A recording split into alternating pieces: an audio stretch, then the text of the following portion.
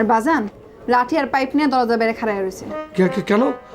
না না না, কেন লাঠি পাইপ এসব জিনিস নিয়ে দাঁড়িয়ে থাকবে কেন?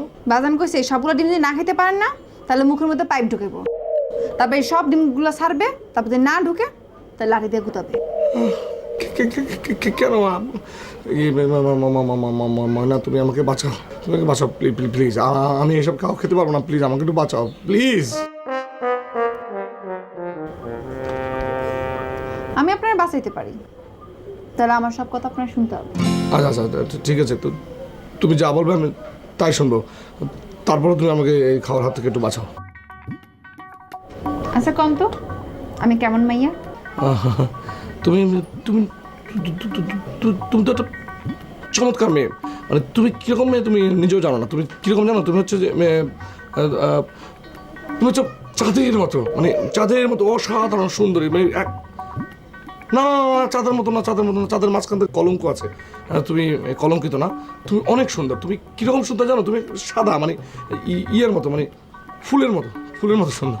তোতলান কেন? ঠিক করে বলতে পারেন না? ঠিক করে বলেন। আমি তো তোতলামি কখনো করি না, মানে তোমার বাবার জন্যই তো আমার ভয়ের কেমন যেন একটা স্ট্যামারিং প্রবলেম হয়, একটা তোতলামি চলে আসে। আমি তো আসলে তোতলাম, আমি ইদানিং মানে এই সমস্যাটা দেখা দিয়েছে। ঠিক করে বলেন আমি কার মতো? তুমি দেখতে হচ্ছে যে হলিউডের অ্যাঞ্জেলিনা জলি, তারপরে আমাদের বলিউডের কাইফ জানি, ওই যে লম্বা তোমার মতো দেখতে, মানে ক্যাটরিনা কাইফের মতো। তারপরে তো মানে আমাদের ঢালিউডের মৌসুমী, শাবনূর, পূর্ণিমা, এদের চেয়েও সুন্দর, মানে এদের মতো না, মানে কেমন জানি একটা সুন্দর। তুমি যে কিরকম সুন্দর তুমি নিজেও জানো না। অসাধারণ। প্রথমটা বুঝি নেই, তারপর এগুলো ঠিক আছে। আচ্ছা আমার মাথায় হাত রেখে বলেন, ততক্ষণ যা বললেন সব সত্য? সত্য সত্য সত্য। মাথা থেকে হাত নামান, ডিমের উপর হাত রাখেন, আর এর মধ্যে যে দুইটা ডিম গরম ওটা নিয়ে খান।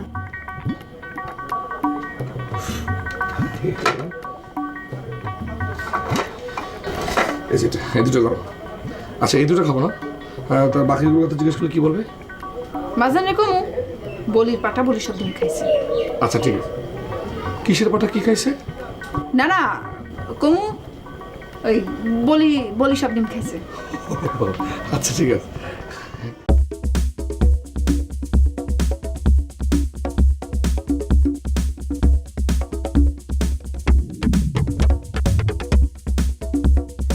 এই কি আপনি সুরমা দিছেন কেন?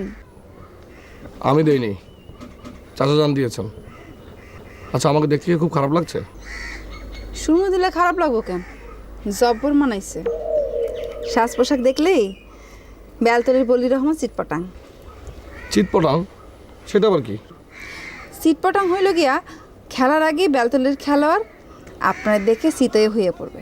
ময়না আমার না খুব ভয় করছে, পালিয়ে গেলে হয় না? এখন চাইলে আর পালাইতে পারবেন না, চারপাশে পুরো মানুষ গিজ করতেছে।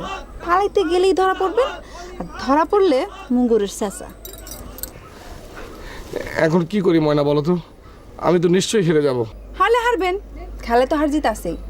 তো একটা কথা কই, মনে রাখেন, যদি দেখেন বিরোধী বলিরে সামলাতে পারতেছেন না, তাহলে চিত হয়ে হইয়া পড়বেন, মামলা শেষ।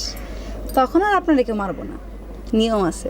কিন্তু চাচা বলেছে হারলে নাকি খবর আছে, মানে পেটের ভিতর থেকে দুধ, ডিম, কলা, মহিষের গোস্ত সব নাকি টান দিয়ে বের করে ফেলবে। কামরুল ভাই জিন্দাবাদ, বলি ভাই জিন্দাবাদ, কামরুল ভাই জিন্দাবাদ। এই রাখ রাখ রাখ রাখ। এ মাস্টার কি হলো? বাজান বলি রেডি, তুমি একটু ভিতরে আসো। আসো।